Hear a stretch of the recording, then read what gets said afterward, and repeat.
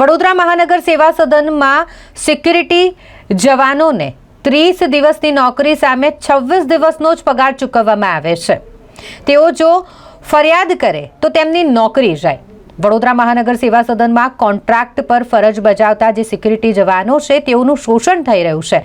તેમની રજૂઆત છે કે 30 દિવસ તેમની પાસે કામ કરાવવામાં આવે છે, પરંતુ પગાર 26 દિવસનો જ આપવામાં આવે છે। તેમને વીકલી ઓફ પણ નથી આપવામાં આવતા।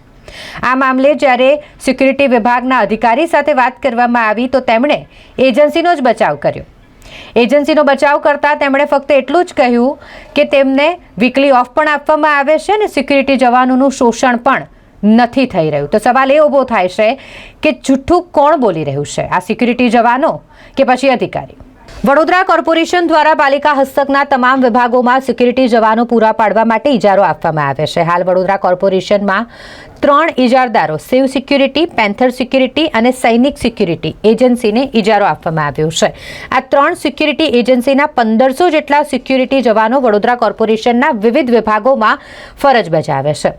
નિયમ મુજબ સિક્યુરિટી એજન્સી દ્વારા જે સિક્યુરિટી જવાન જેટલા દિવસ ફરજ બજાવે તેટલા દિવસનો પગાર ચૂકવવાનો હોય છે, પરંતુ સિક્યુરિટી એજન્સીઓ દ્વારા 1 માસના 30-31 દિવસ સિક્યુરિટી જવાને ફરજ બજાવી હોવા છતાંય 26 દિવસનો પગાર ચૂકવવામાં આવી રહે છે। લેબર લો મુજબ આ સિક્યુરિટી એજન્સીઓ દ્વારા અઠવાડિયામાં 1 રજા પણ આપવાની હોય છે, પરંતુ સિક્યુરિટી જવાનોને રજા પણ આપવામાં નથી આવતી। આમ એજન્સીઓ દ્વારા આર્થિક અને માનસિક બંને રીતે આ સિક્યુરિટી જવાનોનું શોષણ કરવામાં આવી રહ્યું હોવાનું જાણવા મળ્યું છે।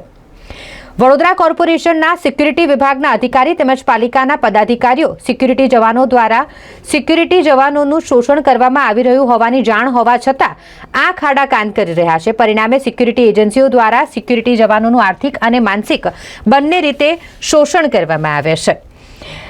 સિક્યુરિટી જવાનો દ્વારા જ્યારે ફરિયાદ કરવામાં આવે તો એજન્સી દ્વારા સિક્યુરિટી જવાનને નોકરી પરથી કાઢી મૂકવાની ધમકી પણ આપવામાં આવી રહી હોવાનું જાણવા મળ્યું છે।